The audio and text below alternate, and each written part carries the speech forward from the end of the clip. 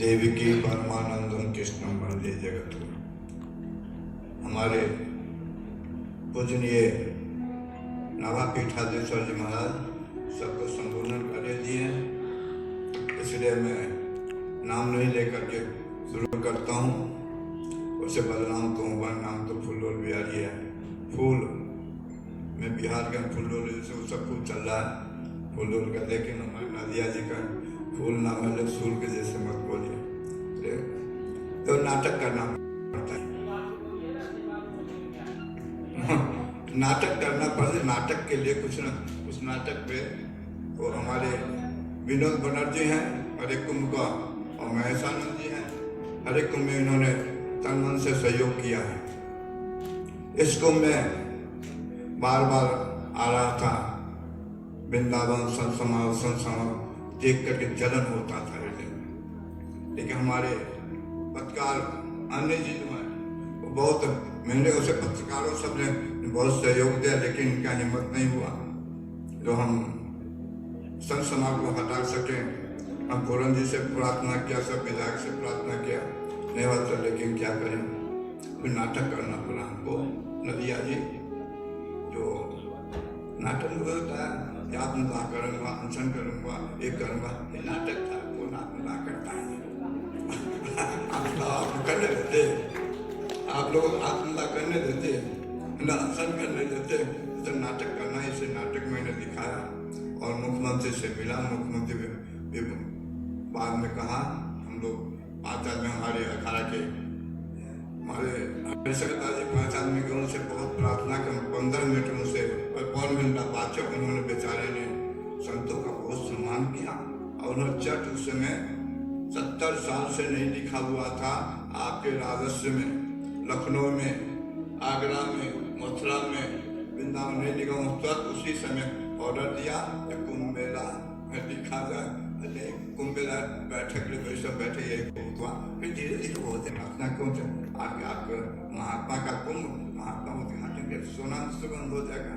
आप मुख्यमंत्री उन्हें स्वीकार किया, मैं 16 तारीख को नहीं आऊँगा, आप आगे पीछे प्रधानमंत्री कार्यक्रम है। उन्होंने कहा जब कहीं आ जाऊँगा, 14 को हम 13 को, उन्हें 14 को आगे 2000 होंगे। इसलिए उनको बहुत बहुत धन्यवाद देता हूँ। और उन्होंने कुंभ मेला के लिए नाटक किया। मैंने पैसा नहीं आ रहा था, शासन ने हमसे कहा, मैंने पत्रिका छपाया था, कुंभ मेला का प्रमाण दिया था। जो गरुड़ जी आए तो अभी यहाँ आए, गरुड़ जी सब जानते हैं। और समुद्र मंथन हुआ, उसमें भी समुद्र चारों लेकर के आए सब सुरक्षा के लिए। तो उन्होंने देखा मैं हरिद्वार कुंभ लिया घड़ा, कहीं युद्ध हो रहा है, आगे पीछे युद्ध, क्योंकि घड़ा लेके आगे जा रहा है, देवता ले जा रहे हैं आगे पीछे, राक्षस लोग कहते राक्षस जो हो आए। तो देखा वृंदावन देखा तो कलश लेके भाग रहे थे। जैसे हनुमान जी अयोध्या में आए और पर्वत ले जा रहे थे तो वो अपमान किया, तो भरत अपमान मारा थे।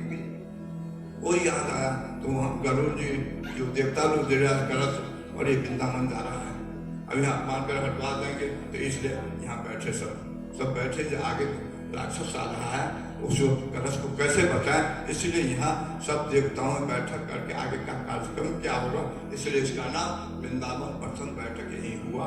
कुंभ का कलश वाले नहीं, जब तक आए बैठक हुआ तब तक राक्षस लोग विरोधी भारतीय आतंकवाद पीछे आ गए, इसलिए देख के भगे। यहाँ बैठे विचार करें, तो हरिद्वार पीछा किया, इलाहाबाद गए, इलाहाबाद नासिक गए। इस तरह से प्रथम बैठक यहाँ हुआ, उसके बाद 4 बैठक अलग हुआ। प्रथम वृंदावन, इसलिए वृंदावन अनादि कुंभ कहा जाता। मैंने प्रमाण लेके पत्रकार मुख्यमंत्री को सबको, आप लोग सबको बात हो गई। सब बहुत अच्छा पत्रिका छपाए, अन्य जी ने बहुत मेहनत किया, उनके संपादक ने बहुत अच्छा लिखा। पहले भी शुरू में एक आया था, वो भी अच्छा, ये भी सोना में सुगंध है। इनको जितने सहयोग उनको धन्यवाद देता हूँ। और मैं कुछ बात कह दूँ, एक बात मैं कल चेकिंग किया था कुंभ मेला में, नादिया जी उस पर ध्यान दिए, तो करना पड़ेगा सत्य को। हाँ, अब मैंने इसमें मेहनत किया हूँ। वृंदावन के स्थिति के मुख्यमंत्री से मैं प्रार्थना किया हूँ, पूरा ब्रज को तीर्थ से वो लगे हुए तीर्थ से पूरा कोशिश अब उनका ध्यान ब्रजमंडल पर ही है। 84 कोष मंडल उनका ध्यान हृदय सिखाता, उनका हृदय कबू क्या हमारे पास कुछ सिखा, लेकिन उनका काम नहीं है। मुख्यमंत्री कह दिए तो हमारा काम है। यह भी नादिया जी कहूँगा, आज कल जाके देखिए, मैंने कल चेक किया, वृंदावन में बैठक हुआ है, तुम लगा वहाँ एक मकान होना चाहिए, लेट्रिन बाथरूम होना चाहिए, तो स्नान करते हैं। इसका मैं प्रस्ताव रखा, हम मकान है लेट्रिन बाथरूम, हाँ हो गया है। और कल देखिए जितना वृक्ष लगा हुआ था, मैंने कल चेक किया, इनको स्मार्ट का जगह पूरा घुमा, जितना पहले वृक्ष लगा था करीब 90% सूख गया। मैं कल शुभम अधिकारी से कहा कि क्या हो रहा है जी, पहले तो हरा भरा पेड़ था, अब सूख गया है, गर्मी पड़ रही। हमने कहा गर्मी कहाँ भी पड़ रही है, अभी कौन गर्मी पड़ी है, अभी तो 75 पेड़ सूख गया। आपको देखने नहीं जाते। हमारा कर्तव्य है, वृंदावन सभी का कर्तव्य है, उस पेड़ को सुरक्षा हमारा देवे। क्या मुख्यमंत्री से कह दे, वो मुख्यमंत्री नहीं कर रहे हैं। हमारा वृंदावन वासी सब गणमान्य बैठे हैं, सब अधिकारी बैठे हैं। हमारे ये है पूर्ण भगत पूर्ण मुराद पूर्ण मिलन, इनको तो वृंदावन के वर्ज के उसका ध्यान दो, वहाँ बात उठाओ, इसमें वृक्ष ऐसा लगे जो लता पता हो, वृंदावन का दृश्य वहाँ जाकर देखा जाए। इसीलिए मैं ज्यादा नहीं करूँगा। मुख्यमंत्री बहुत सहयोग दिया, इमाम लगे हैं, गडकरी जी लगे हैं, उठा के उन सबको मुख्य हमारे जैसे कहे इन सबों का, मुख्यमंत्री जी का, प्रधानमंत्री का, अभी हम तो साधु समाज को शुभकामना दे उनका। आज क्या है, नवरात्रा भी है, नवरात्र ब्रह्मचारी नहीं तो पूजन हुआ है, सब ब्रह्मचारी है, एक पद दिवस ब्रह्मचारी होता है।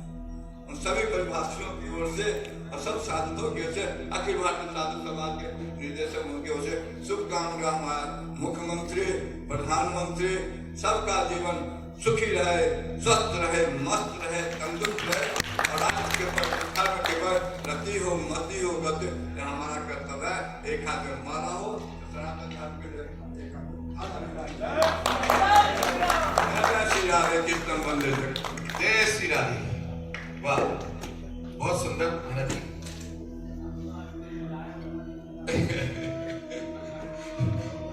मैं क्षमा प्रार्थी हूँ मेरे वचनों के लिए, तो हाथ से नहीं बोल दिया। बाबा से मेरा बड़ा प्रेम है, उनका बच्चा ही। हमारे मध्य में श्री पवन गौतम जी विराजमान है, हमारे जीजा जी श्री प्रदीप शर्मा जी विराजमान है, श्री अरुण यादव जी हमारे पत्रकार महोदय वो विराजमान है, और अभी अभी आके हमारे विराजमान हुए हैं वृंदावन के गौरव श्रीमद् भागवत के अद्भुत व्यास श्री मृदुलकांत जी शास्त्री। ये केवल भागवत वक्ता ही नहीं है, श्री धाम सेवी भी हैं। अभी अभी आपने देखा था कि जब एकादशी के दिन परिक्रमा में सब लोगों ने, बाहर के लोगों ने कितना कूड़ा करकट मचाया, तो उन्होंने स्वयं अपने स्वयं सेवी लगा के और स्वयं झाड़ू लेके पूरे परिक्रमा मार्ग को आपने साफ किया। और ऐसे अनेक प्रकल्प आप करते रहते हैं। पूरे कोरोना के समय में जितनी सेवा इन्होंने की है दुर्लभ है, उनका हम हृदय से स्वागत करते हैं। और अब मैं निवेदन करूंगा जगत गुरु श्री रामानुजाचार्य संप्रदाय से हमारे मध्य में पधारे हुए श्री स्वामी अनिरुद्धाचार्य जी महाराज, वे अपने आशीर्वचन द्वारा हमें उपकृत करें। नमः पन्नगनद्धाय वैकुंठवशवर्तिने श्रुति सिंधु सुबोधपाद मंदराय गुरुमते वंदे वृंदावन जनम वल्लभी जनवल्लभम जयंती संभवं धाम वैजयंती विभूषणम्। गुरुभ्यश्च नमो वाकम् अधीमहे विनीमहे च तत्राद्यो दंपती जगतां पति। हमारे श्री रामकृष्ण देव जी महाराज के चरणों में नमन।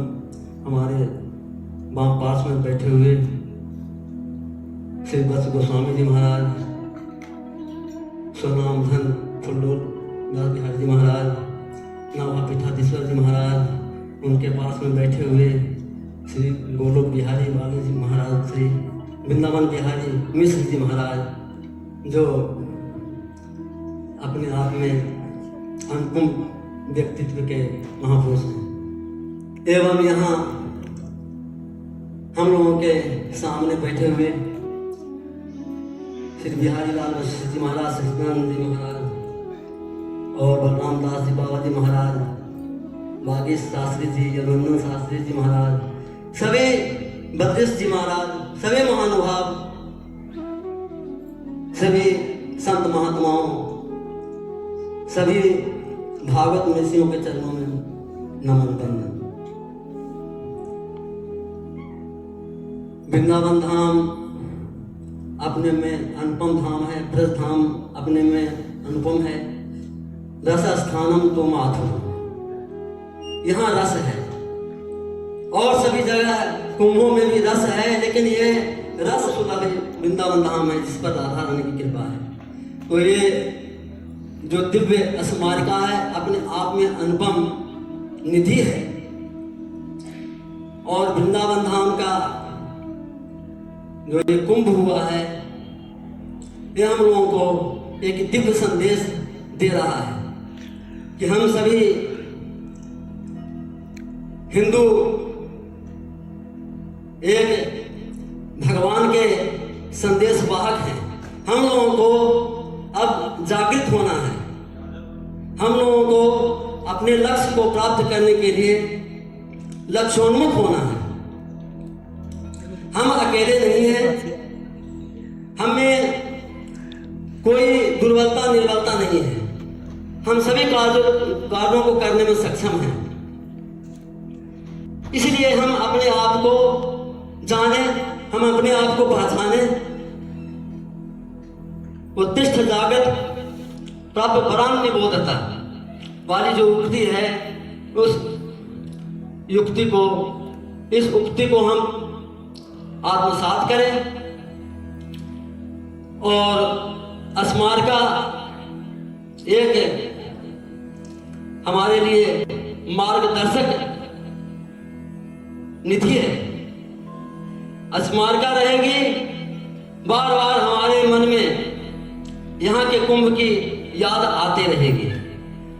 और जैसा कि हमारे चतुर संप्रदाय वाले महाराज जी ने व्यथा प्रकट की, तो स्वाभाविक ही है, इतना परिश्रम से मार्गों को सजाया गया, वृक्षों को लगाया गया और उसमें जल से सेचन नहीं हो, उसकी सुरक्षा नहीं हो तो सब व्यर्थ ही हो जाएगा।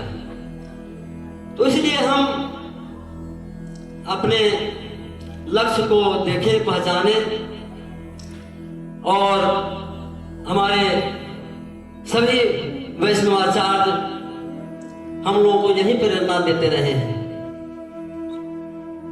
हम इस पत्रिका के संपादक महोदय को, अंशु जी को, कुंज बिहारी जी को, सभी महानुभावों को बहुत बहुत साधुवाद देते हैं, उनका मंगला शासन करते हैं। इसी प्रकार से ऐसे कार्यों को बढ़ाते रहें। जय जय श्री राधे। जय श्री राधे।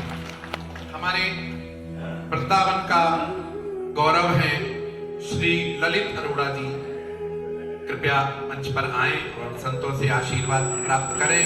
श्री रामकिशन अग्रवाल जी और पंडित श्री शोभा राम जी, कृपया तीनों महापुरुष आए और संतों से आशीर्वाद लें। कार्यक्रम समापन की ओर है। अंतिम उद्बोधन होना है आचार्य श्री श्रीवत्स गोस्वामी जी महाराज का। ये जो पत्रिका है इसमें संग्रहणीय लेख हैं और लेखों के कारण ये बोझिल ना हो जाए तो बीच बीच में इसमें काव्य भी हैं, अनेक रसिक संतों के पद हैं, काव्यमय रचना है, जो रंगीन चित्र हैं उसमें कोई ऐसा चित्र नहीं है जो छोड़ा हो। सभी कुंभ में द्वारे जितने बने थे सबके द्वारों के चित्र हैं, जो अनी अखाड़ा वगैरह जो भी हमारे लाला बता रहे थे उन सब का वर्णन है। और जो भी आप सोचते हैं कुंभ के बारे में उस सब का संक्षिप्त परिचय है। वास्तव में जैसा उसका नाम है स्मारिका, तो ये स्मृति स्वरूप है। इसे हर घर में होना चाहिए, हर सनातनी के घर में होना चाहिए, हर हिंदू के घर में होना चाहिए, हर लाइब्रेरी में होना चाहिए। इसे आप प्राप्त कर सकते हैं 3 स्थानों से, श्री कुंज बिहारी शर्मा जी के निवास से व्यास घेरा से, श्री हरिनाम प्रेस से लोई बाजार बाग बुंदेला से, और राधा वल्लभ जी मंदिर के निकट कलकत्ता मंदिर के सामने एक छोटा बुक स्टोर है सुंदर सिद्धार्थ बुक सेलर, वहां से ले सकते हैं। इसकी न्यौछावर बहुत कम रखी गई है, मात्र 600 रुपया, किंतु अग्रिम सूचना तक यह 500 रुपए में उपलब्ध है। जो भी सज्जन इसको लेना चाहें वो लीजिए और अवश्य लीजिए। बच्चों का भी प्रोत्साहन होगा और जो प्रकाशन फंड में रुपया आएगा उससे इनका ब्रज संस्कृति का विकास ये लोग करेंगे। और अब मैं महाराज श्री से निवेदन करूंगा, आचार्य श्री श्रीवत्स गोस्वामी जी महाराज से, कि वे इस पूरे कार्यक्रम को समाप्त करते हुए हमें आशीर्वाद प्रदान करें।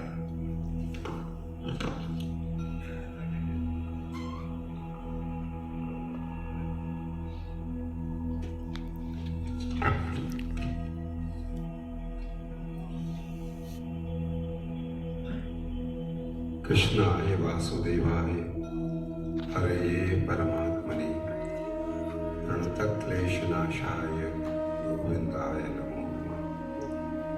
श्री रूप सनातन भट्ट रघुनाथ, श्री जीव गोपाल भट्ट दास रघुनाथ, ए छाय गोसाईर करि चरण बंदन, जहा हईते विघ्न नाश अभीष्ट भक्त भक्ति भगवंत गुरु चतुर नाम बहु एक, इनके पद वंदन करे नासे विघ्न बने।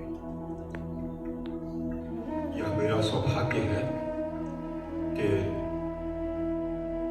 सभी संतन के गुरुजनन के चरणन में प्रणाम निवेदन कर सकूं और समस्त रसिक जनन के चरणन में भी प्रणाम करते हुए, यद्यपि संचालक महोदय की आज्ञा है कि वहीं बैठ के ही कुछ बात बोलनी, किंतु जब इतने गुरुजन विराजमान हों तो यह अपराध मुझसे नहीं हो सके कि बैठे ही बैठे बोलूं।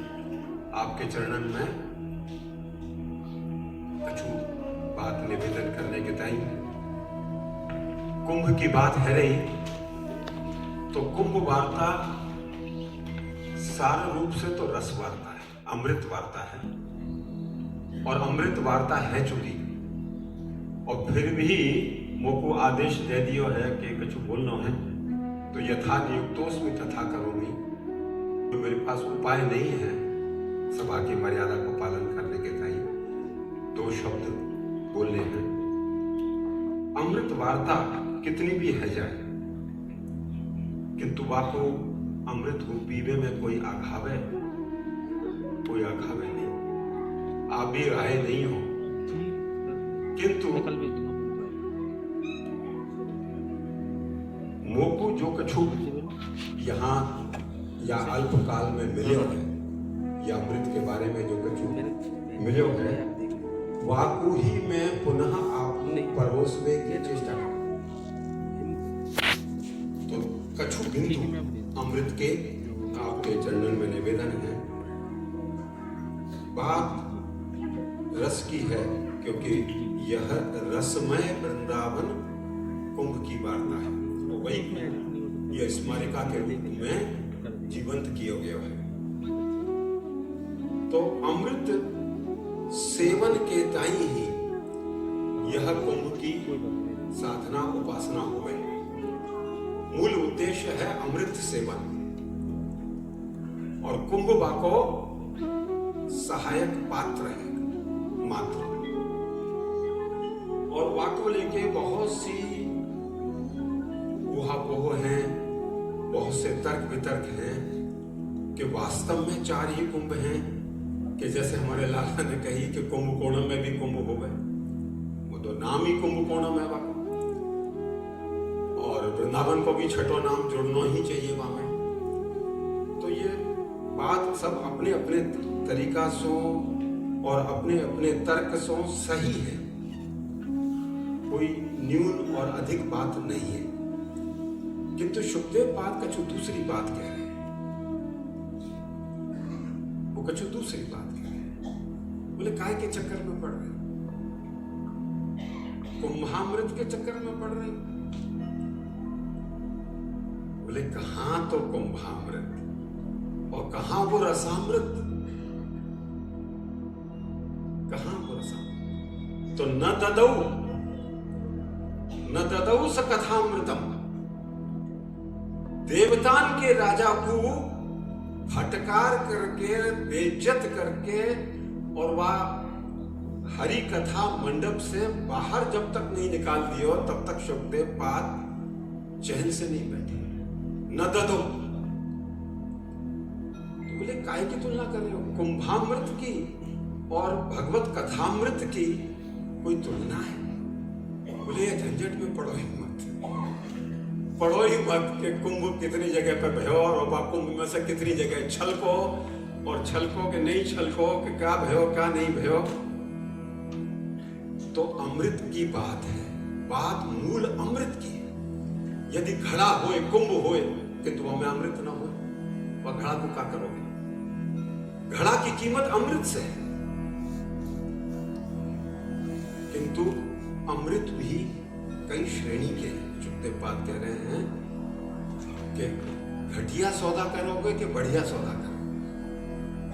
अगर घटिया सौदा में रुचि है तो कुंभामृत की चर्चा करो और थोड़ी सी मारपीट कर लो, बाकी तक आत्मदाह करने की भी चेष्टा कर लो, कोई दिक्कत नहीं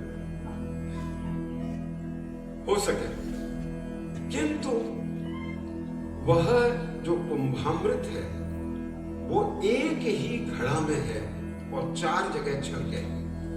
किंतु यह अद्भुत रसामृत कथामृत जो नामामृत के रूप में बहे है, जो रूपामृत के रूप में बहे है, जो लीलामृत बन के बहे है और जो धामामृत बन के भी बहे, वो 4 अमृत, कहां वो एक घड़ा में एक अमृत और कहां ये 4 अमृत की धारा बह रही है। तो ये हमारे ज्यादा झंझट में पढ़ना नहीं है। और वो जब कुंभामृत है, सुखदेव पाद कह रहे हैं, वो अप्रभावी है, वह अमृत को प्रभाव नहीं हुए। अगर प्रभाव हो तो अमृत पान करके और देवता बलि महाराज से हारते क्यों? अमृत पान करके ही हार गए। वह अमृत कहीं हमको विपरीत दिशा में तो नहीं ले जा रहे कुंभामृत। तो सुखदेव पाद सावधान कर रहे हैं। किंतु कथामृत ये तो अमर अनूठी और रसकन खूंटी, यह जो बात है वो कुंभामृत से बहुत ऊपर की बात है। फिर चर्चा है कि वृंदावन में कुंभ है कि बैठक है, कछु भी कह लो।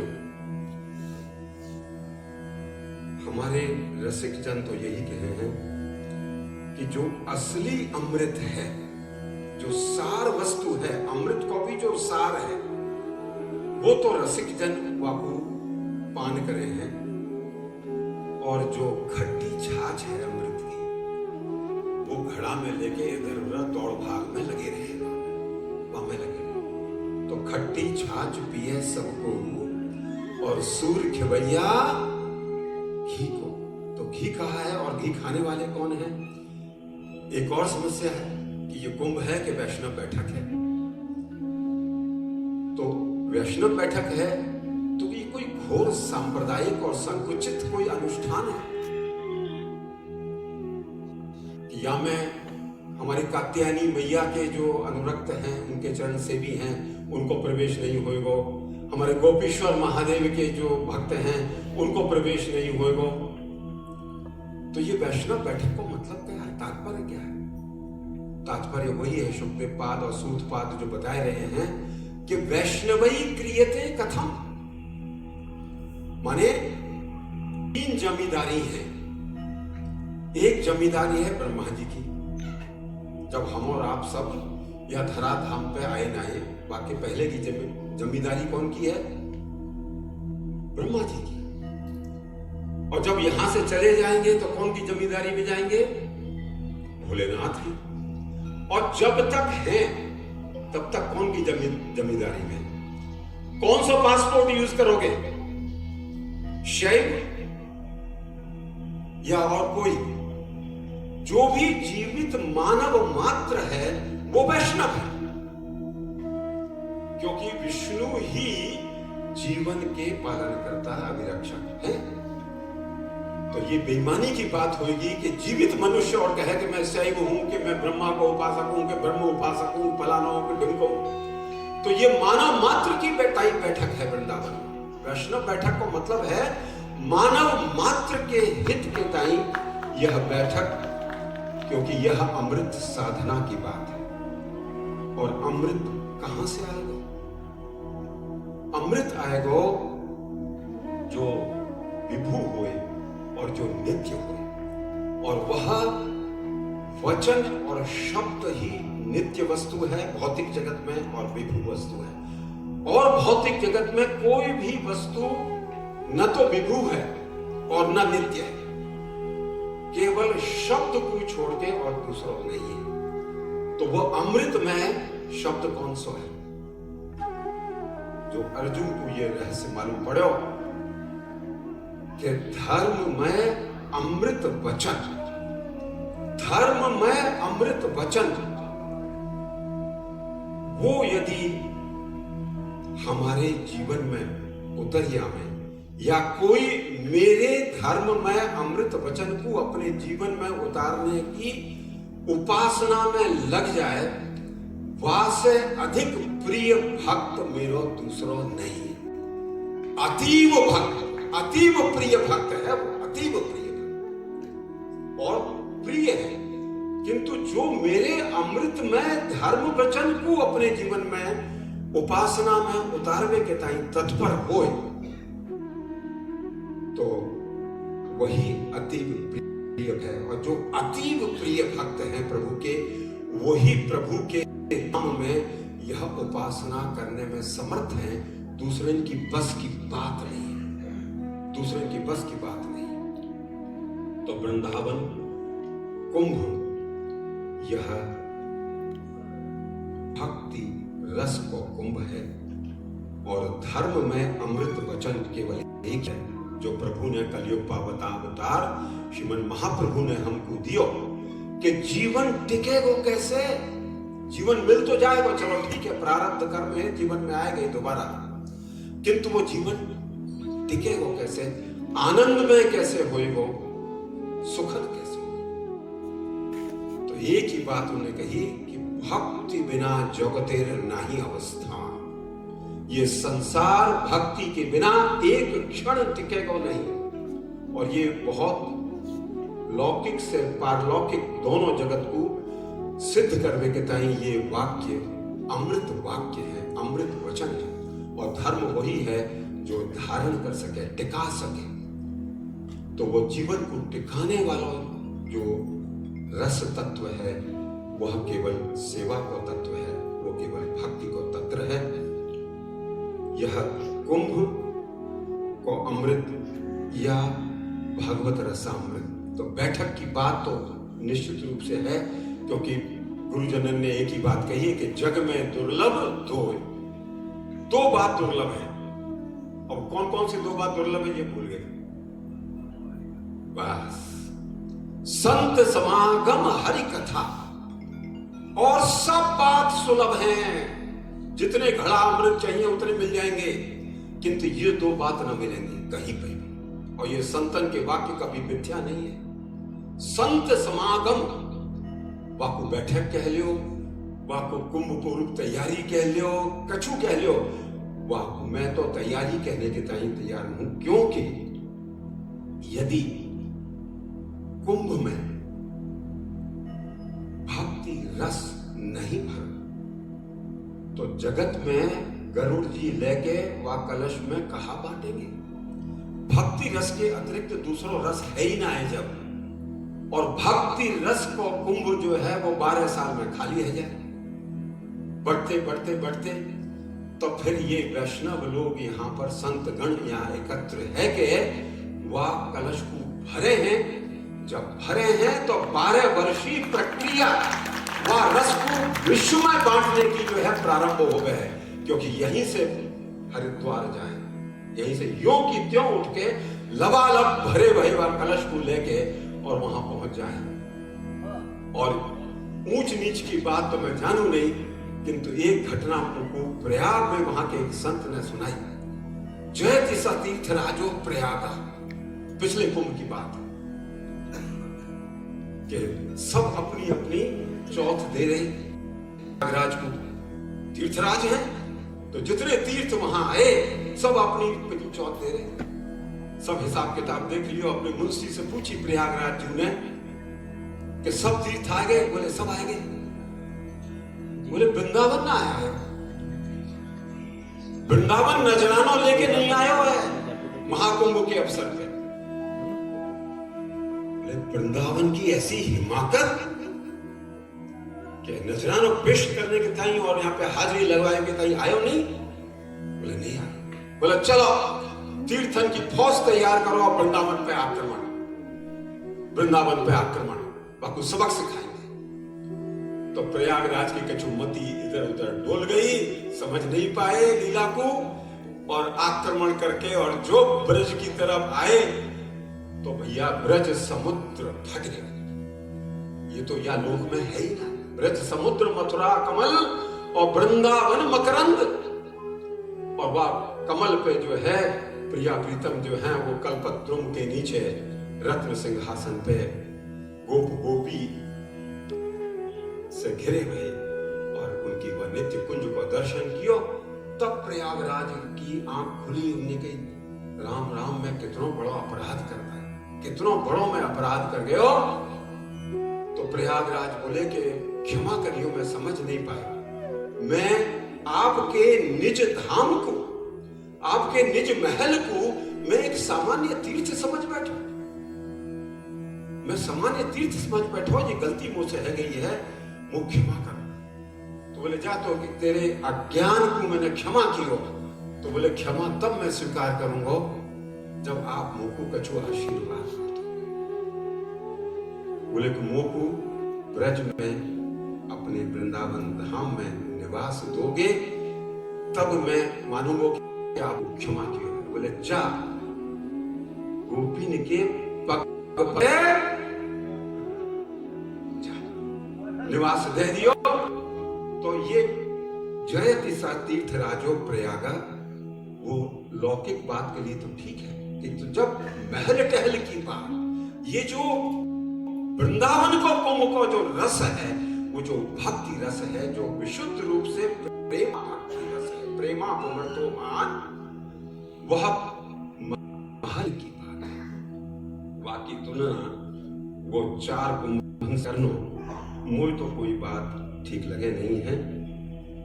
तो बात तो बहुत है, अमृत की बात तो कितनी करते जाओ, किंतु उनके डंडा को थे, अपने संप्रदाय के जो हमारे महंत जी हैं उनके डंडा को बहुत डर है, बहुत डर है। अंत में यही मैं साधुवाद हूं कि या पत्रिका के माध्यम से, स्मारिका के माध्यम से, या कुंभ की वार्तान को, ब्रज की वार्ता के नाम रूप लीला धाम की चर्चा को और ग्रंथ के रूप में और स्थापित किया है और हम सबको आपको सुलभ कराया है, या कहता है इनको पुनः पुनः साधुवाद है। और मेरे लिए तो एक ही बात है कि धन्योस्मि अनुस्मि, दंडवत प्रणाम।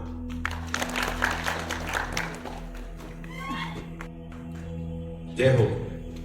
महाराज जी ने अपनी मीठी मीठी ब्रज भाषा में हमको कृतार्थ कियो और ये सब प्रसंग सुनायो। और सबसे बढ़िया तब कथामृतम तप्त जीविनम कवि भी चाप हम श्रवण भुवि गृणन्ति ते भूरिदा जन। अपने को तो बस वही प्रिया प्रीतम की, और जैसे को ब्रज में हम लोग सब यहाँ बैठे हैं, वही हिसाब में तो अपनी भक्ति करनी, अपनो प्रेम रस लुटानो। और यहाँ कुंभ की जो बात चली, तो वृंदावन के कुंभ में वह कलश को रिचार्ज करके और हरे और यही के साथ यह सभा को समापन है। मैं कुंज बिहारी से निवेदन के सभी हमारे संतन को प्रसाद निवेदन करें और श्री देवेंद्र कुमार शर्मा जी विश्राम करें।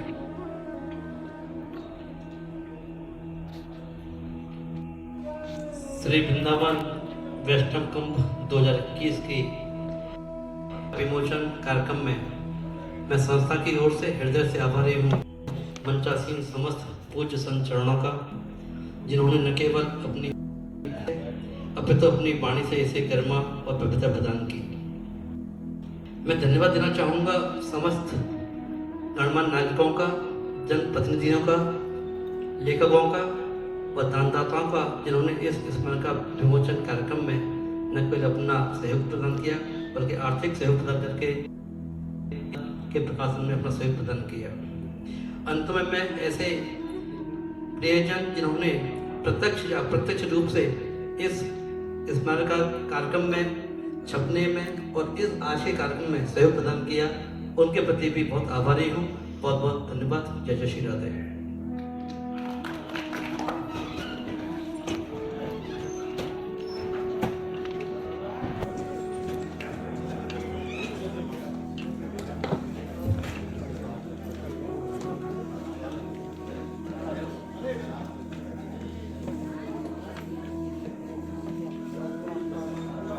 हेलो, सर्वे भवन्तु सुखिनः।